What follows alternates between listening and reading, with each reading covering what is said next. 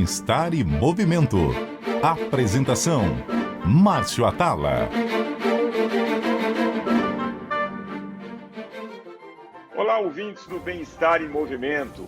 Hoje a gente vai falar de uma das atividades físicas mais democráticas, que é a corrida, muito conhecida por também ser um esporte, uma atividade física muito solitária. Mas, de uns tempos para cá, essa história mudou, surgiram inúmeros grupos de corrida e eu tenho um convidado, que é o professor Paulo Henrique, que eu conheço há muito tempo. Ele tem uma assessoria, um grupo de corrida, dentre outras atividades. Professor Paulo Henrique, muito obrigado por sua presença. Márcio, obrigado pelo convite. É um prazer e uma honra estar aqui batendo um papo com você. Eu tenho uma certa intimidade, vou chamar de Paulinho, e os nossos ouvintes fiquem à vontade também para participar, mandar e-mail para bemestar@cbn.com.br e fazer parte dessa conversa. Paulinho, eu comecei falando que a corrida ela é muito democrática, né? Quando você tem esses levantamentos populacionais aqui no Brasil, a corrida aparece como a atividade mais praticada pelo brasileiro. Então, a primeira pergunta que eu quero te fazer é quais os cuidados que a gente tem para começar essa atividade que é a corrida? Bom, primeiro a gente tem que entender o nível de condicionamento que essa pessoa que está começando a fazer o exercício, ela está. Se é uma pessoa que tem uma bagagem de outras atividades, de outros exercícios, é uma pessoa que já foi sedentária há bastante tempo. Então, a gente tem que ter a abordagem, ela é semelhante, mas ela tem algumas diferenças. Então, por exemplo, sem dúvida, antes de começar a montar um programa de corrida, a pessoa tem que procurar um médico, fazer um exame cardiovascular para entender como é que ela está e saber se ela está apta a praticar esse exercício.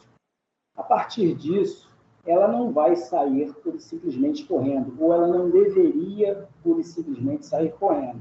Ela tem que procurar um profissional de educação física, de preferência especializado na atividade que é a corrida, para aí sim poder montar um programa de exercícios para que ela comece a fazer sua atividade.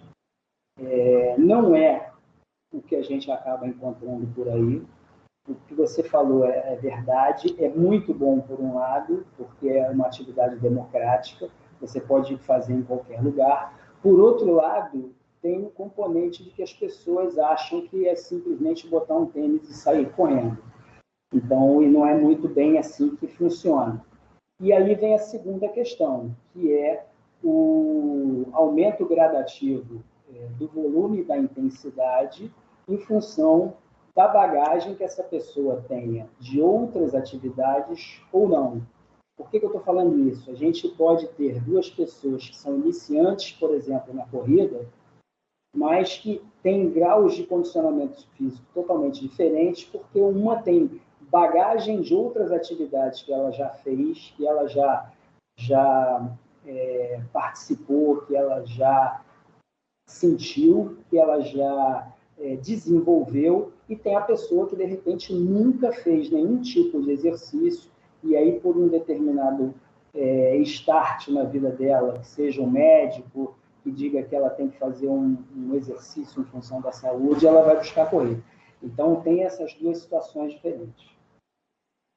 É interessante isso que você falou e me chama a atenção, porque uma das coisas também é que uma pessoa que já tem uma bagagem, como você diz, de outras atividades, ou mesmo da corrida anteriormente, e está sedentária e começa a correr, ela consegue lidar melhor com aquele desconforto que a atividade física proporciona, né? Aquela elevação da frequência cardíaca.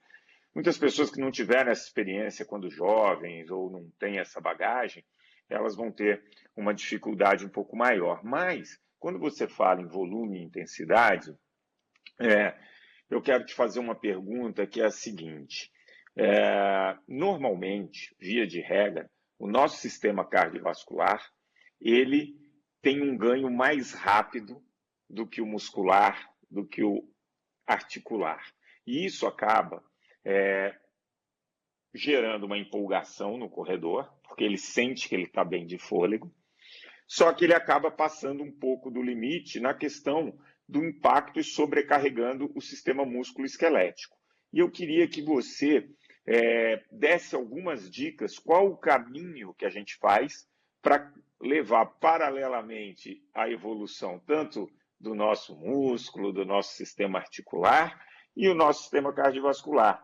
Quer dizer, quais são as dicas? São exercícios educativos? É fortalecer a musculatura? Qual é a melhor tática? Qual é a melhor estratégia para lidar com essa empolgação dessa melhora inicial do corredor? Márcio, excelente essa tua colocação, mas não existe uma receita de bolo, nem vai funcionar da mesma forma para todo mundo. O que é importante é que essa pessoa que decidiu, a partir de um determinado momento, começar a correr e colocou isso como um objetivo, colocou isso como uma regularidade no dia a dia dela, que ela procure um profissional que justamente faça esse equilíbrio com relação a essas situações. Então, por exemplo, a gente pode colocar aqui uma das sugestões que seria começar intercalando caminhada com corrida, para ela começar a preparar justamente essa parte muscular dela. A gente pode colocar aqui a possibilidade de um treino paralelo de fortalecimento ao treino da corrida, justamente para preparar todos os músculos e as articulações que vão ser solicitadas na corrida. Também a gente pode colocar o alongamento, que também vai ajudar a minimizar qualquer risco de dificuldade com relação à melhora e também com relação à possibilidade de alguma dor tardia, esses desconfortos que você falou. Então, na realidade, é um combo de atitudes que a pessoa vai ter que começar a tomar. Então, por isso que eu te falei que não é pura e simplesmente ela pegar, colocar um tênis e sair correndo.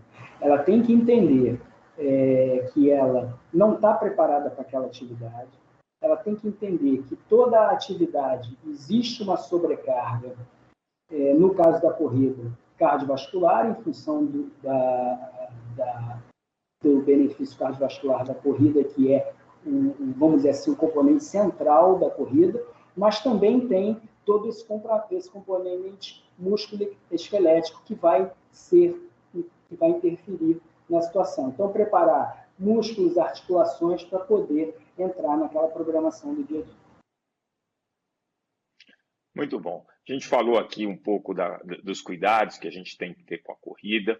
Ela vai nos trazer um condicionamento físico melhor, vai melhorar a nossa saúde metabólica, vai ajudar no controle da glicemia, diminuir pressão, enfim, ela traz enormes benefícios.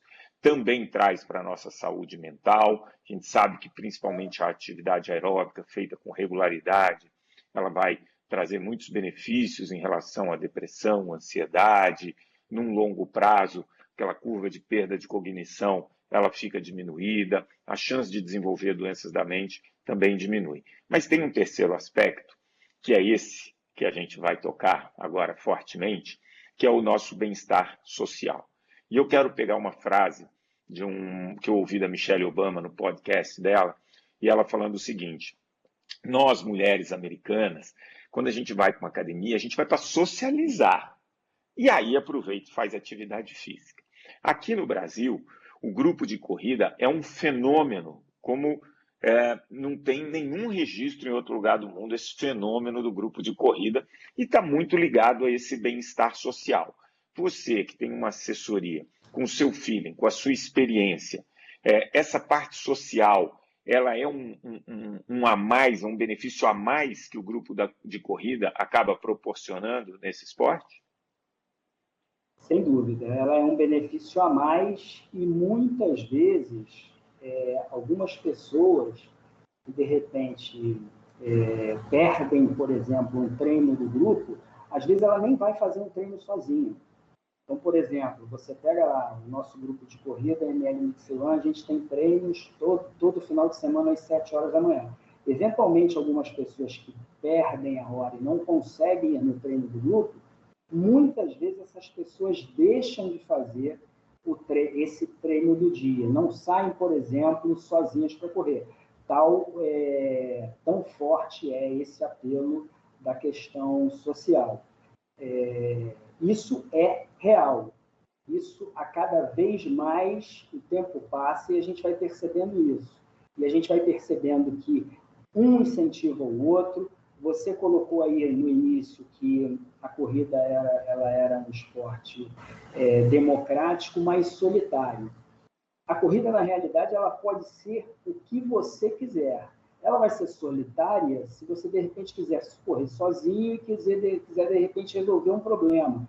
Eu tenho alguns executivos que treinam comigo e eles usam, por exemplo, os treinos contínuos, que são os treinos que não têm uma intensidade muito alta, para pensar, para resolver determinado problema, para tomar uma determinada decisão.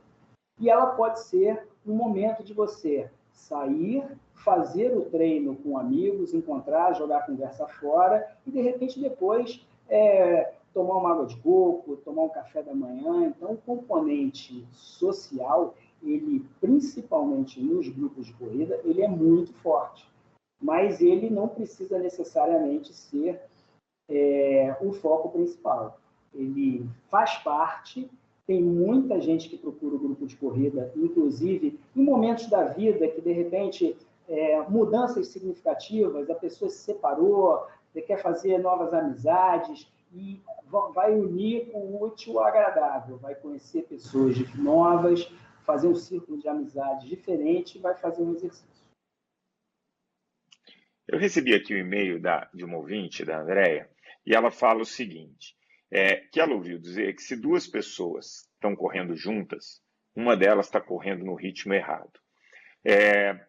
Eu quero acrescentar, num grupo de corrida, onde você tem pessoas de níveis diferentes, idades diferentes, sexo diferente, históricos bem diferentes, como que você consegue, né, dar o estímulo certo para aquela pessoa, para que ela não comece a treinar se espelhando em alguém ali do grupo e possa ter algum tipo de prejuízo? Perfeito. A colocação da Andréia é ótima, mas a gente consegue definir da seguinte maneira. Você correr 30 segundos mais rápido ou 30 segundos mais lento do que o ritmo que você corra normalmente, geralmente, para o cara que vai correr mais lento, não vai fazer tanta diferença. Para o cara que vai correr mais rápido, ele vai estar sobrecarregando mais tanto a parte cardiovascular quanto a parte muscular articular. Então, por exemplo, eu que de repente corro um pouco mais, eu posso correr com uma pessoa que corra menos, eu vou estar num percentual de intensidade menor, o que não significa que é um percentual errado. E essa pessoa vai estar no percentual de intensidade dela. Então, na realidade, é até uma maneira que a gente tem, principalmente no grupo de corrida, de colocar, por exemplo, as pessoas que vão fazer um treino mais leve naquele dia, para ajudar determinadas pessoas do grupo que, de repente, vão fazer um treino que talvez não seja tão leve para ela. Então, isso dá para se administrar perfeitamente.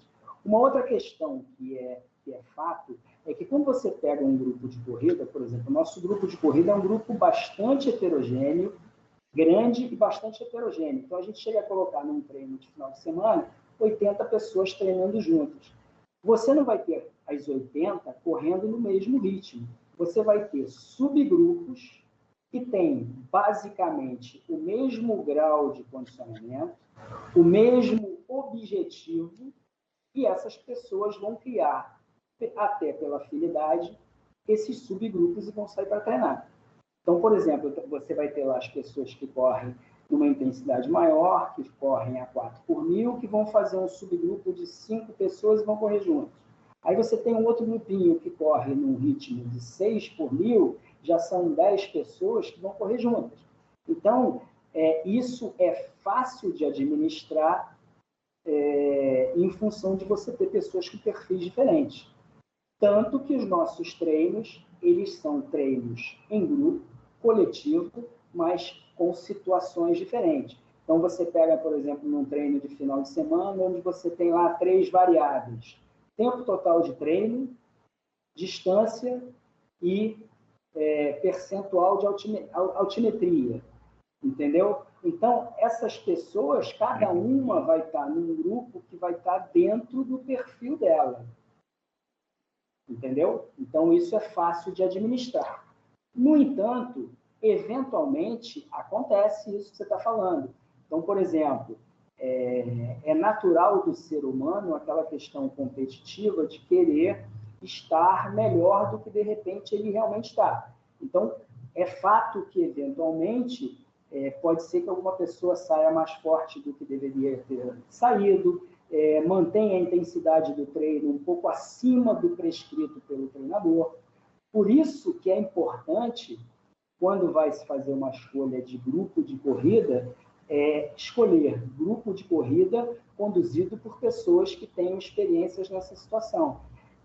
A gente brinca, na realidade a gente brinca, mas a gente fala sério, e a gente bate sempre nessa mesma tecla, que é a questão das pessoas respeitarem, primeiro, o grau de condicionamento. Se encontra com a Mariazinha, que vai correr 12 quilômetros a 5 por mil. Então, por exemplo, quando eu mando para o Márcio Atala uma prescrição de treino, Márcio, hoje no treino você vai fazer 8 quilômetros a 6 por mil. Aí o Márcio chega lá, encontra com a Mariazinha, que vai fazer 12 quilômetros a 5 por mil. Aí todo mundo larga, o Márcio passa por trás de mim, foge, vai junto com a Mariazinha. Ou seja, o Márcio está fazendo o que não está na prescrição dele. Entendeu? Então, é aquilo que a gente fala. Respeitem o seu grau de condicionamento físico, respeitem a planilha prescrita pelo treinador e, mais importante, ou tão importante quanto essas duas coisas, respeite o seu momento naquele dia. Se você dormiu bem, se você dormiu mal, se você ficou acordado até tarde trabalhando, virou à noite, então tudo isso vai influenciar. Por isso que é bom estar num grupo com pessoas que dominem a atividade para justamente essas pessoas te conduzirem nessa situação, com informações, com dados, com todas as situações que vão deixar você o mais confortável possível. Muito bom. Tenho certeza que os ouvintes estão se animando. Quem não pratica ainda corrida já está pensando em escolher um grupo de corrida. Hoje eu converso com o professor Paulo Henrique. Ele é dono de um grupo de corrida no Rio de Janeiro. Qual o nome do grupo, Paulinho? ML Mix Run. Esse grupo a gente já tem há quase 20 anos, são 19 anos que a gente está com esse grupo, eu e meu sócio Manuel Lara. A gente já Muito tem legal. Bastante tempo com a atividade. E o Paulinho estava comentando como que mesmo dentro do grupo de corrida, você pode manter a sua individualidade, não passar do limite. E aí eu quero trazer alguns aspectos para entender como que no grupo de corrida vocês trabalham. A gente sabe que a técnica ela é muito importante, né? Então a gente falou muito da prescrição do treino e tal. E quando você tem um atleta só, você consegue olhar e identificar possíveis correções naquela técnica, naquele gesto motor. Quando você tem um grupo de muitas pessoas, talvez isso não seja tão fácil, mas com certeza hoje os grupos de corrida, e tenho certeza que o seu, faz essa correção de técnica, tem exercícios que vão melhorar a corrida e também acabam trabalhando a parte de fortalecimento. Como que é esse processo dentro do grupo, Paulo? Vamos lá, primeiro eu vou levantar uma questão aqui que pode ser um pouco polêmica, tá? Sem dúvida, a técnica é importante, tá? Mas mudar o padrão biomecânico de corrida de uma pessoa não é uma coisa simples e nem é uma coisa que a gente costuma fazer, tá? Eventualmente você vai usar desse artifício caso, por exemplo, você tenha uma pessoa que, em função desse padrão biomecânico dela, ela tenha lesões recorrentes, a mesma lesão de formas recorrentes. Os exercícios educativos eles são extremamente importantes, Então, você faz exercícios, você faz treinos com exercícios educativos para melhorar o gesto motor da pessoa. Mas ela vai melhorar dentro daquela mecânica dela. Ela não vai mudar radicalmente a mecânica dela porque eu ou porque o Manuel ou porque alguém falou para ela que correr de determinada maneira é melhor. Então, por exemplo, a gente pode levantar aqui a questão que está muito na moda, se é correr com antepé ou se é correr com médio pé, que ganha mais performance. Então, na realidade, o que vai acontecer é o seguinte, você não vai mudar o padrão de corrida, não vai mudar o gesto motor dessa pessoa. Você vai treiná-la com educativos para ela melhorar aquela mecânica que ela tem, mas ela não vai mudar radicalmente.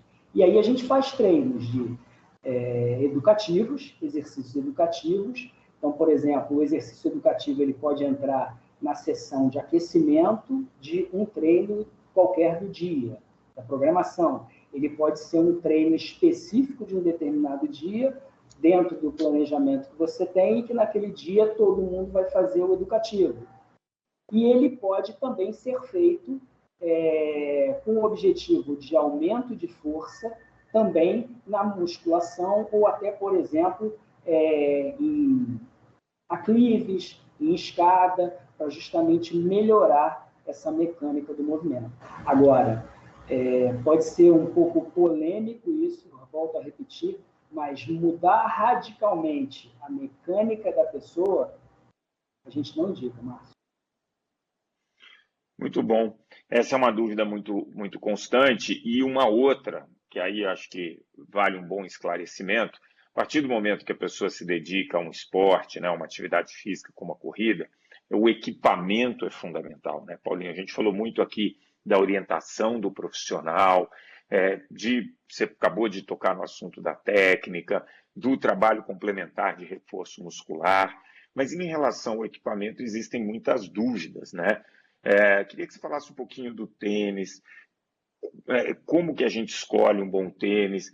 É verdade que você tem que variar o tênis para evitar o desgaste, que ele tem uma quilometragem média que dura o amortecimento desse tênis. Queria que você falasse um pouco do equipamento.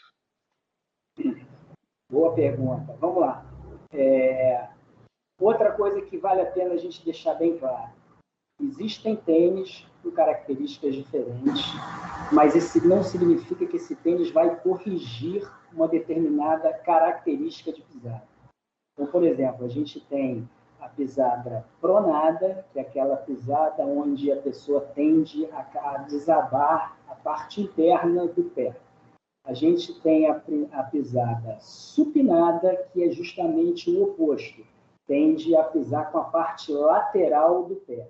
E a gente tem a pisada neutra, que é aquela pisada, vamos dizer assim, equilibrada, que ela não é nem caindo para dentro, nem caindo para fora. Partindo desse pressuposto, a gente tem tênis que dão mais conforto para cada uma dessas pisadas. Não significa que ele corrija a pisada. Se você quer corrigir a pisada, você tem que ir numa pessoa especialista e fazer uma palmilha, fazer um teste, entender os graus de cada uma dessas, vamos dizer assim, características que você tem, e aí sim fazer uma palmilha específica. Até porque existem pessoas que têm uma característica no pé direito e uma característica oposta no pé esquerdo. Então, como é que ela vai fazer? Ela vai comprar dois tênis diferentes? Ela não vai comprar dois tênis diferentes. Partindo desse pressuposto, a indicação que eu dou é a seguinte: quando você for comprar um tênis de corrida, procure comprar o tênis o mais confortável possível. Então, essa é a primeira dica. Você não vai comprar um tênis que te aperta, você não vai comprar um tênis, por exemplo, tem pessoas que têm pés mais largos, e aí a pessoa ouviu dizer que tem um tênis mais fino, que aumenta a performance, ela vai e compra um tênis com característica mais fina e o pé dela fica totalmente apertado ali dentro.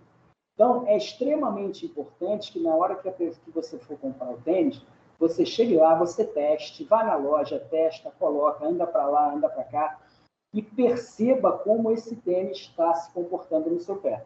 E aí sim você faz a compra.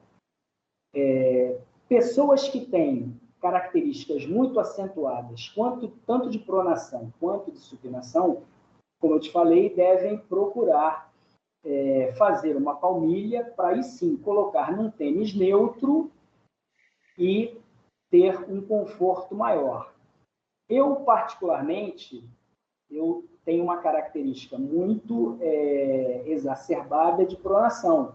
Eu não posso usar um tênis, por exemplo, que hoje em dia está na moda, que são esses tênis que tem a placa de carbono e que são os tênis extremamente leves, aqueles tênis responsivos para a pessoa que quer uma performance maior. São os tênis que são muito leves, mas também tem uma durabilidade menor. Um tênis desse comigo não vai durar um mês. Além disso, quando eu colocar ele no pé, eu vou sentir como se eu tivesse salto alto. Eu já fiz a experiência de comprar um tênis desse para testar e simplesmente não consegui dar uma corrida com ele, porque eu não me sentia confortável. Então, a gente sabe que tem tênis com características variadas, tem tênis mais leves, tem tênis mais pesados, tem tênis com mais amortecimento, tem tênis com menos amortecimento, que você sente mais o chão. Então, cada um vai se adequar para uma pessoa e não para uma característica de pisada. É lógico que se o tênis for mais confortável, e se eu for uma pessoa pesada e que precisa ter mais conforto, ele vai me dar mais conforto, entendeu? Mas o tênis não corrige. Perfeito. Agora, Paulinho, sempre que a gente encerra esse programa, a gente tem um quadro, eu vou pedir para soltar a vinheta. 3 dicas para levar para casa.